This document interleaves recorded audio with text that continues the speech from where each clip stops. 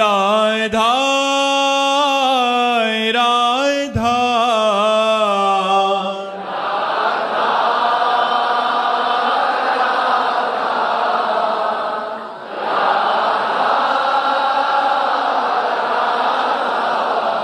हाय राधा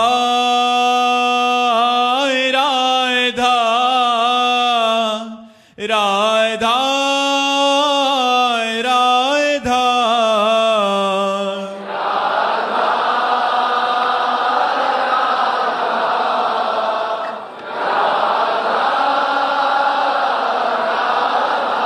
श्री राधा वल्लभ लाल की, समस्त संत हरि भक्तन की, श्री वृंदावन धाम की, सतगुरुदेव भगवान की।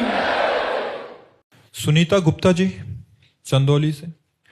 श्री हरिवंश महाराज जी, भगवान वैष्णव किसे कहते हैं? वैष्णव अपराध होने पर प्रभु नाराज हो जाते हैं, कृपया वैष्णव शब्द का अर्थ बताने की कृपा करें। जो विष्णु का है वह वैष्णव।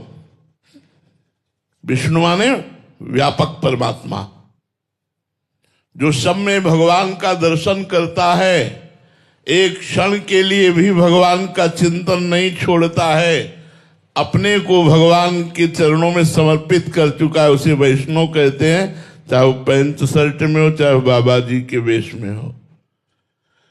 जो आधे पल के लिए भगवान का विस्मरण नहीं करता, जो निरंतर भगवान में स्थित रहता है, जिसने अपने अहम को भगवान के दासत्व में परिवर्तित कर दिया है, वो किसी भी वेश में, किसी भी देश में वो वैष्णव है, वो भगवान का निज जन है। ऐसे जनों के अपराध करने से फिर हमारी दुर्दशा हो जाती है, हमारी भजन की वृत्ति नष्ट हो जाती है, हमारी पाप प्रवृत्तियां बढ़ने लगती हैं। इसलिए भजन करने वाला, भगवत आश्रित, भगवत समर्पित, जो ब्रह्म स्वरूप है, भगवत स्वरूप है, ऐसे वैष्णवों में कभी दोष दर्शन न करे, उनकी कभी निंदा न करे। वो गृहस्थ में भी हो सकते हैं, वो विरक्त में भी हो सकते हैं। रागनी जी वाराणसी से। राधे राधे महाराज जी। महाराज जी, सन्मुख हो ही जीव मोहि जबहि, जन्म कोटि अग नासहि तबहि। महाराज जी, इसमें कहा गया है कि जब जीव हमारे सामने होता है तो मैं उसके करोड़ों जन्मों के पापों को दूर कर देता हूं। महाराज जी, मेरा प्रश्न है कि जब जीव करोड़ों जन्मों के पाप से लिप्त है तो वो भगवान के सन्मुख कैसे हो सकता है? ये सन्मुखता कैसे प्राप्त होती है? संतों के संग से, भगवान की कृपा से संत संग प्राप्त होता है। संत संग से जो हमारा इंद्रियों के भोगों में सुख है, ऐसी बुद्धि, परिवार से ममता, शरीर में अहमता, ये सब सत्संग से जब दूर होती है तब उसे भगवान की सन्मुखता प्राप्त होती है। जब भगवान की सन्मुखता प्राप्त होती है तो इसका तात्पर्य है वस्तु, व्यक्ति, स्थान, नानात्व जितना है, ये सब भगवान के भाव में उसे नजर आता है कि सब कुछ भगवान ही है। जिधर देखता है उधर जड़ चैतन्य कछु नहीं दिखत, जित दिखत तित श्याम खड़े। तो उसके जितने संचित कर्म हैं हजारों जन्मों के, वो सब भस्म हो जाते हैं। जो क्रियमाण हैं, भागवतिक वृत्ति होने के कारण पापाचरण नहीं बनता, और भगवद अर्पण होने के कारण वो उसे बांध नहीं सकते। जो प्रारब्ध है उसे वो भोग लेता है, चाहे सुख में प्रारब्ध हो या दुख में परिस्थिति हो।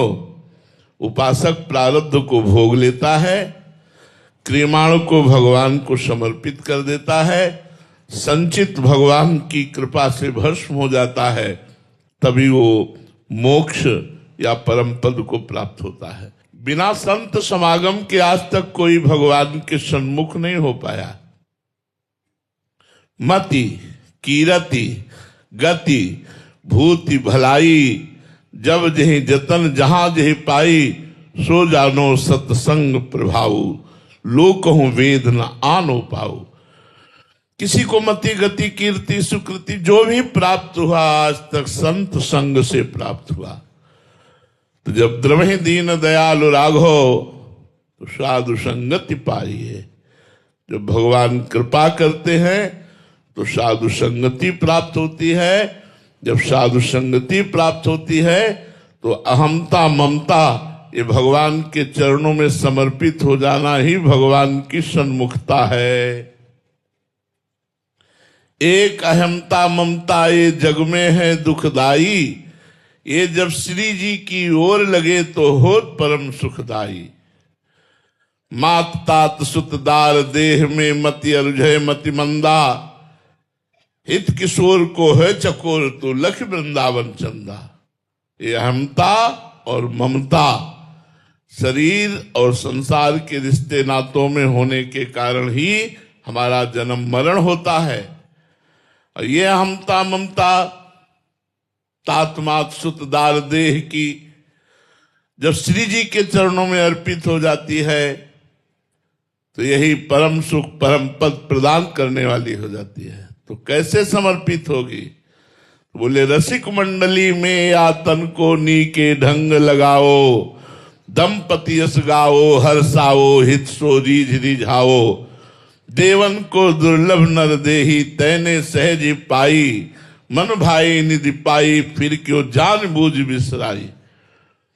खूब भगवत प्रेमी महात्माओं का संग करो, भगवान की लीलाओं का गायन करो, भगवान की लीलाओं का श्रवण करो, भगवत सेवा परायण रहो। ये मनुष्य जीवन देवताओं को भी दुर्लभ है, इससे परम पद की प्राप्ति की जाए।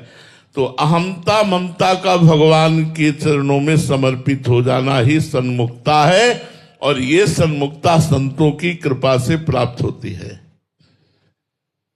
एडवोकेट केदार गोस्वामी जी, राधे राधे महाराज जी। महाराज जी, अभी हमारे जीवन में गुरु का सहारा है, इसलिए हर कठिनाई के मार्ग पे गुरुदेव आगे आ जाते हैं, लेकिन मन में भय आता है कि जब आगे चलकर गुरु का साक्षात साथ नहीं रहेगा तब हम स्वयं को कैसे संभालेंगे। मंत्र गुरु का स्वरूप है मंत्र। मंत्र जब करोगे तो देखोगे कि आपके साथ गुरुदेव है। गुरुदेव का प्रगट शरीर नहीं रहा, लेकिन गुरुदेव प्रगट रूप से हमारे साथ है, ऐसा अनुभव होगा। मंत्र गुरु का स्वरूप है। मंत्र जो गुरुदेव ने मंत्र दिया है, नाम दिया है, वो हमारा सर्वस्व है।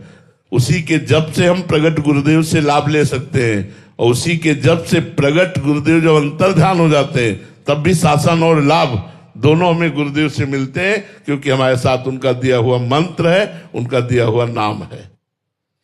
विजयता चौहान जी, नई दिल्ली से। राधे राधे महाराज जी। महाराज जी, पहले रिश्तों में और जीवन में जुड़ाव था पर लगाव नहीं था, इसलिए मन शांत रहता था। अब उम्र के साथ लगाव बढ़ रहा है, इसके साथ डर घबराहट और खोने का भी भय, इसे कैसे समझे महाराज जी? नाम जप करो, भगवान का चिंतन करो, तभी ये मोह का नशा उतरे। ये मोह है जिसे तुम लगाव कहती हो, आसक्ति कहती हो। उसी लगाव और आसक्ति से बिछुड़ने का भय लगता है। वो जो बिछुड़ने का भय है, लगाव, आसक्ति, मोह, इन सब का नाश भगवान की भक्ति से होता है, ज्ञान से होता है। तो किसी एक मार्ग का आश्रय लेकर साधना शुरू करो। हमें तो बहुत बिल्कुल संशय रहित, निश्चित, दृढ़ विश्वास, जो नाम जप करेगा वो भगवान को निश्चित प्राप्त कर लेगा। विनिश्चितम बदामि तेन अन्यथा वचांस्मि हरिम भजन्ति नरः। नाम जप नहीं कर रहा है तो हो सकता है परिस्थिति वसात तुम्हारा ज्ञान अपहृत हो जाए, जो शास्त्रीय ज्ञान है। लेकिन नाम जप कर रहे हो तो तुम्हारे ज्ञान को अपहृत करने की सामर्थ्य किसी भी भोग में नहीं। अगर राम राम राम राम राधा राधा राधा राधा चल रहा है तो वो विशुद्ध ज्ञान पैदा होगा, जिससे आप भोगों पर विजय प्राप्त कर लेंगे। देखो, हरिदास जी के चरित्र में आता है, जो महाप्रभु चैतन्य देव के परिकर के थे, कि एक धनी मानी पुरुष वहां से निकला और ये जप रहे थे, हरे कृष्ण कृष्ण कृष्ण हरे हरे, हरे राम राम राम हरे हरे। तो धनी मानी पुरुष के पास दो वैश्याएं नई अवस्था की थी। तो उसने कहा, देखो ये नौजवान बाबा जी कितना भजन में मस्त है। तो उन वैश्याओं ने कहा, हमारी जैसी से पाला नहीं पड़ा होगा, इसलिए राम राम जप रहा है। बोले ऐसी बात नहीं है, कोई तेजस्वी महात्मा नजर आते हैं, ऐसे भ्रष्ट होने वाले नहीं है। तो उसने कहा आप कहो हम इनको भ्रष्ट करके दिखा दें। तो कहा जितने रुपए कहोगे उतने रुपए देंगे, इनको तुम भ्रष्ट कर दो। दूसरे दिन वो श्रृंगार करके नवीन अवस्था की वैश्या गई, प्रणाम करके बैठ गई। वो जंगल में एकांत कुटिया में नौजवान शरीर पर 3 लाख नाम जोर जोर से उच्चारण करके जपते थे, नियम था उनका। अब हरे कृष्ण वो बाबा बात करने हरे कृष्ण कृष्ण कृष्ण हरे। अब 3 लाख नाम। अब वो बैठी रही, उनके मुख की तरफ देखो संत दरस जिम पातक टरई। भगवान नाम सुनना और संत दर्शन करना।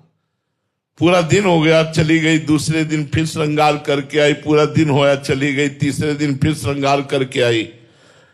आज हरिदास जी की भाव दशा कुछ और ही थी। आंखों में अश्रु थे और मुख पे नाम था और पुकार रहे थे हरे कृष्ण हरे। वो वैसे चरणों में लौट गई और कहा मैं कितनी नीच पापनी हूं कि आप जैसे पवित्र हृदय महात्मा के प्रति ऐसा दोष दर्शन करती हूं। मैं दोष दर्शन नहीं, मैं दोष क्रिया करने के लिए आई थी आपसे। अब वो रुके। उन्होंने कहा भगवान श्री कृष्ण सबका मंगल करते हैं। देखो यहां तुम आई हो, किसी भी भाव से आई हो, तो तुम्हारे ऊपर कृष्ण कृपा है। अगर कृष्ण कृपा ना होती तो तुम मेरे पास आ नहीं सकती थी। इसलिए अब तुम निश्चिंत हो जाओ। जिस पर संत और भगवंत की कृपा हो जाती है वो निहाल हो जाता है। तुमने कहा हमारा उद्धार हो सकता है? बोले पक्का हो सकता है। यही नाम जप करो जो हम नाम जप करते। वो नियम लेकर नाम जप करने लगी। आगे चलकर वो हरिदासी कहलाई और भगवान की परम पद को प्राप्त हुई। तो आप विचार कीजिए, एक नाम जापक नौजवान महात्मा वैश्या भ्रष्ट करने के लिए उसे जंगल में जाती है, लेकिन उसके हृदय में कामना की रेखा भी नहीं खिंचती। यह है भगवान के नाम का चमत्कार। अगर हम नाम जप करें तो हमारे काम, क्रोध, लोभ, मोह, मद, मत्सर ये सब नष्ट हो जाएंगे और सांसारिक अनुकूलता भी मिलेगी और परम पद भी मिलेगा।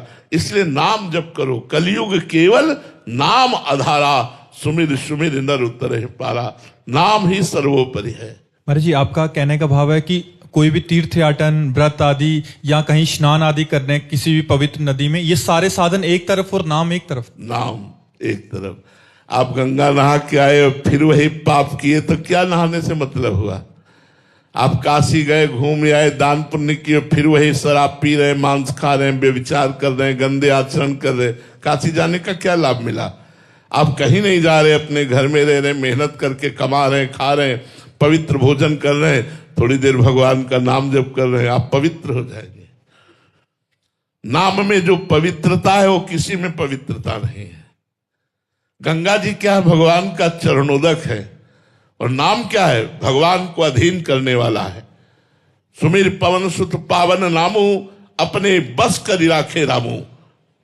सर्वलोक स्वतंत्र परम निरंकुश, भगवान को वश में कर ले। ये भगवान के नाम का चमत्कार। अगर नाम जप है तो गंगा गया, काशी तीर्थ आदि जाओ चाहे ना जाओ, नहाओ चाहे ना नहाओ, अपवित्र पवित्रो वा सर्वावस्थांगतो विवाह या स्मरेत पुंडरीकाक्षम स्वायाभ्यंतरा शुचि। वो वाह और अभ्यंतर से परम पवित्र हो जाएगा जो कमल नयन अरविंदाक्ष भगवान श्री हरि का नाम जप करेगा। नाम जप से बढ़कर कोई दान नहीं, पुण्य नहीं, स्नान नहीं, कोई तीर्थ नहीं। नाम से बढ़कर कोई। जिसने नाम रूपी तीर्थ में डुबकी लगा ली वो सबसे बड़ा हो गया। और नाम रूप में अगर नहीं तो फिर जैसे हाथी स्नान किया और धूल डाल लिया, क्या स्नान का फल? ऐसे अपने लोग रोज सब तीर्थ ब्रज आते हैं, गंगा स्नान करते, सब वही गंदी बात, वही गंदा चिंतन, वही गंदा व्यवहार। तो हाथी स्नान हुआ, स्नान तो हुआ, लेकिन हाथी वाला सोन से फिर रज डाल ली तो बेकार हो गया। नाम जब करोगे तो सब ठीक हो जाएगा।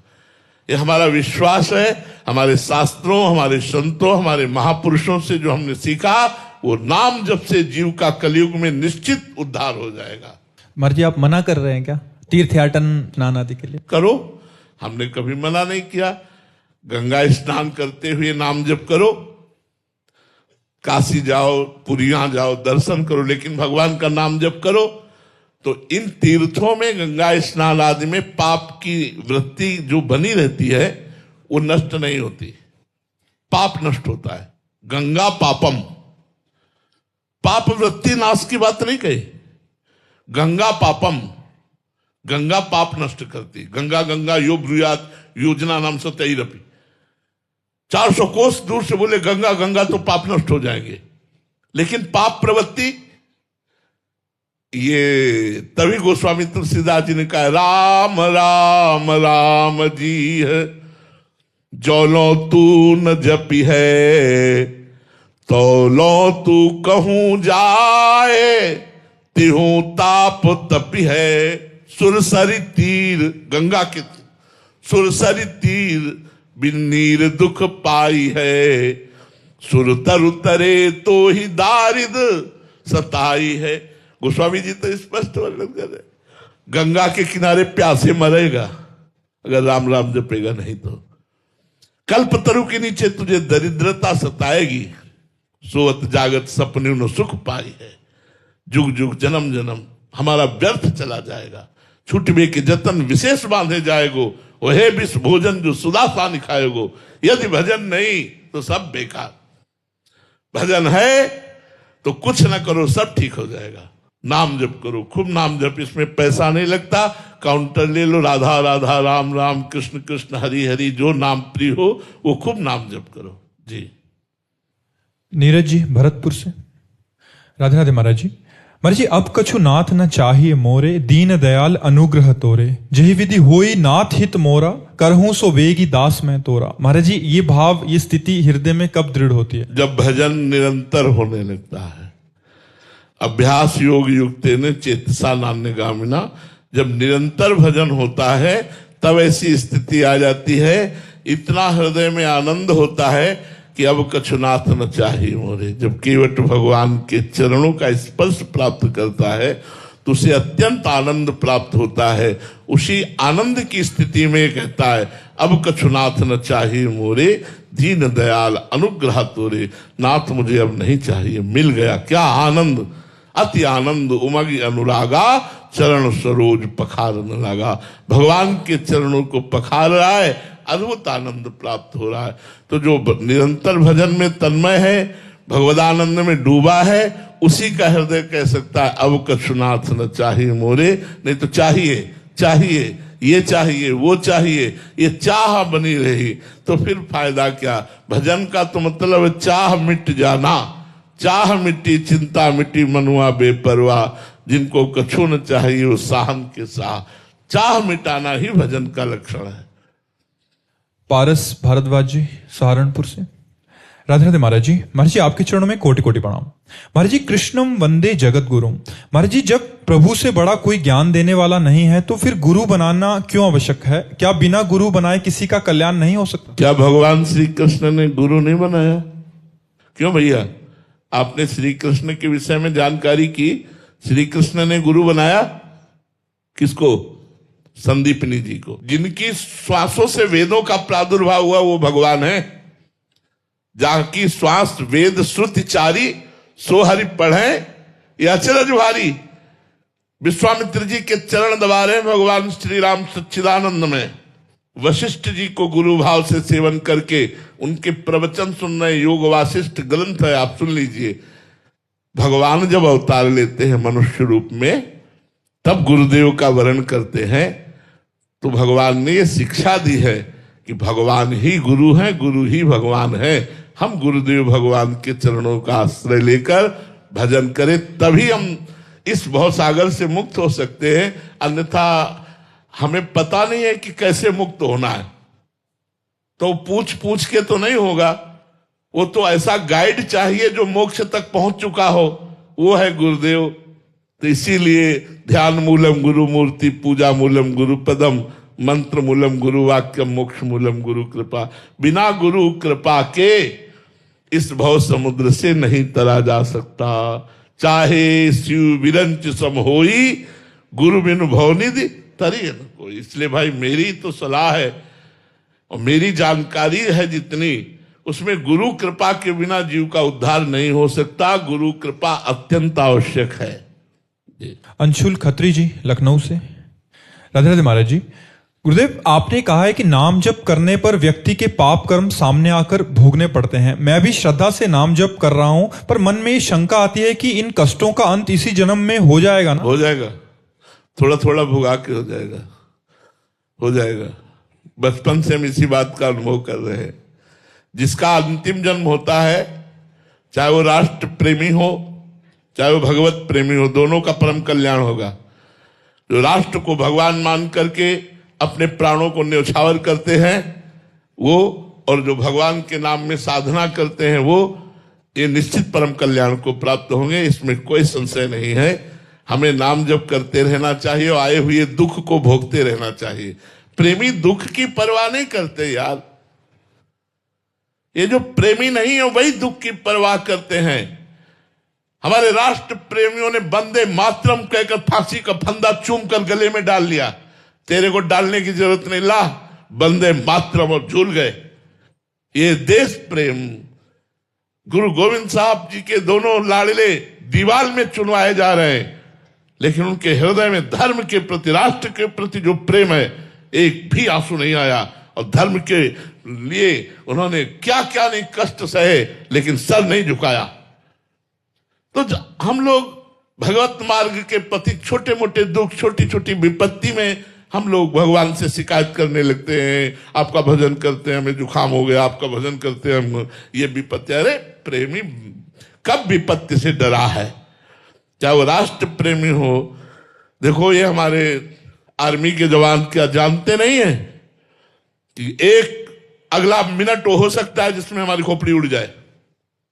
बॉर्डर पर टहल रहे, कौन कहां निशाना लगा के कब उड़ा दे, लेकिन छाती चौड़ी करके, भयभीत होके नहीं, छाती चौड़ी करके अंतिम श्वास तक दुश्मन को गोली मारने का उत्साह रखते हैं।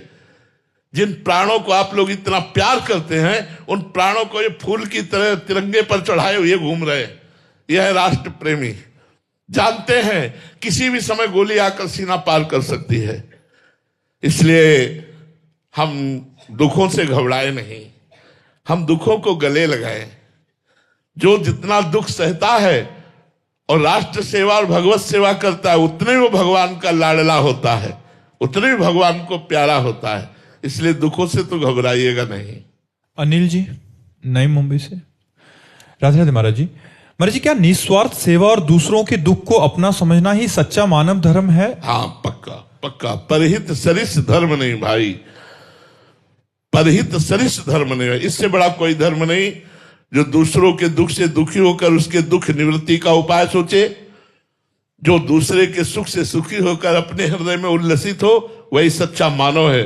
नहीं, वो राक्षस है जो दूसरे के सुख को देखकर जल जाए और उसको मिटाना चाहे, दूसरे के दुख को देखकर हंसे, वो राक्षस, वो मनुष्य नहीं है।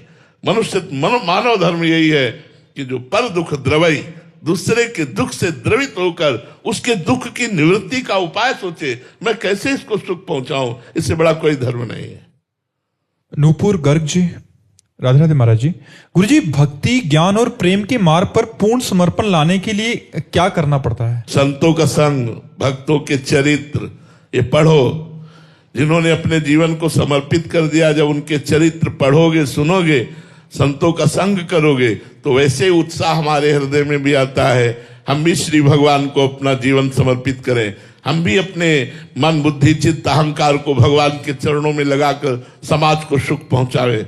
देखो एक बात बता दें, जिसने समाज को सुखी करने का अंदर से भाव कर लिया, वो कोई भी हो बड़ी ऊंचाई पर चढ़ जाएगा।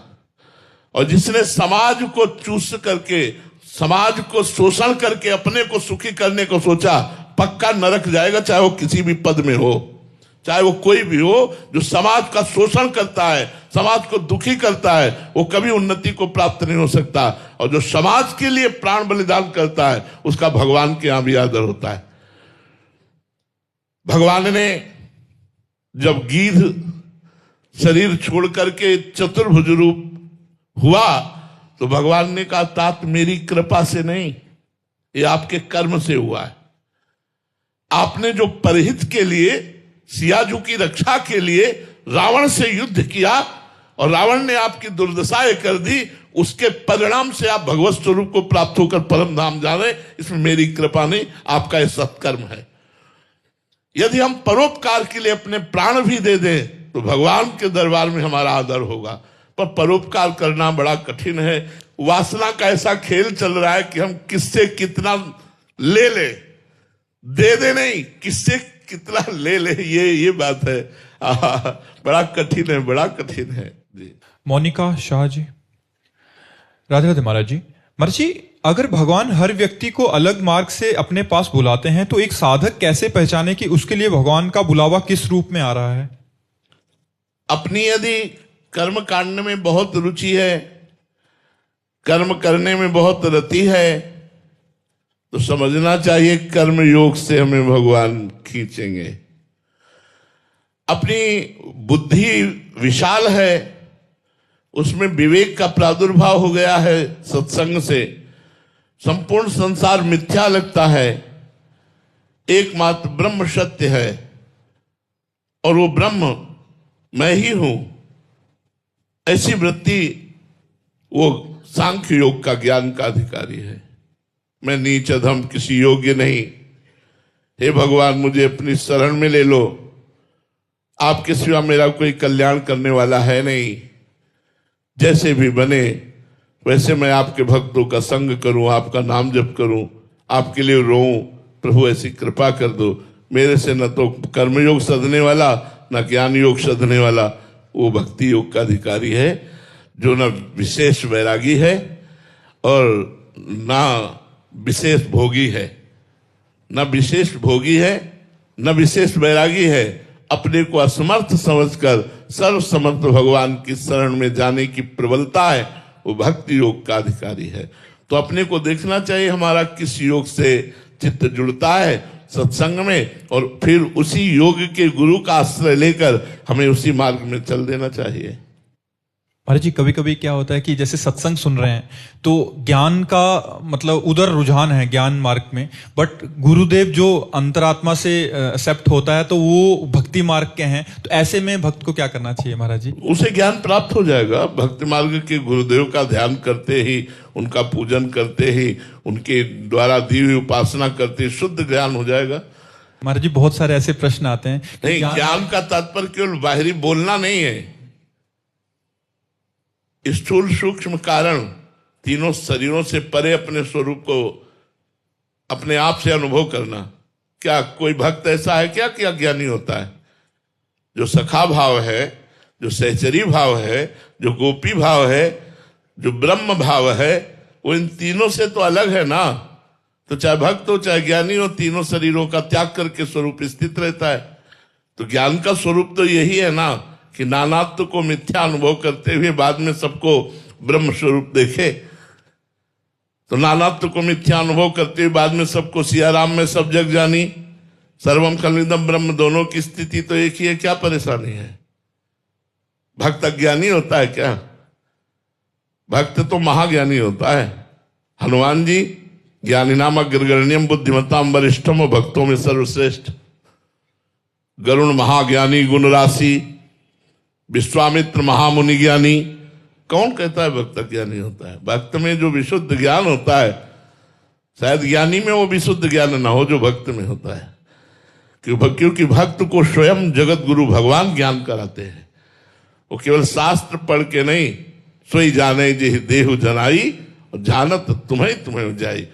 ब्रह्मबोध तो सबको हो जाता है, चाहे वो उत्तम भक्त हो या उत्तम ज्ञानी हो। मम दर्शन फल परम अनुपा, जीव पाव निज सहज स्वरूपा। भगवान का दर्शन होते जीव अपने सहज ब्रह्मानंद स्वरूप को प्राप्त हो जाता है। चले तो भजन करे ना, सतमार्ग में चले ना, तब तो लक्ष्य की प्राप्ति हो। बातों से तो न ब्रह्म अनुभव होगा न भगवत प्रेम होगा। काल पर विजय बातों से थोड़ी प्राप्ति की जा सकती है, माया पर विजय प्रवचन करके थोड़ी प्राप्त किया जा सकता है। उसके लिए तो साधन में लगना पड़ेगा, द्वंद्वों को सहते हुए, हर दुख सुख को सहते हुए भगवान का निरंतर स्मरण करते रहना, ये हर मार्ग के पथिक का है। देखो, सनक सनंदन सनातन सनत कुमार परम ज्ञानी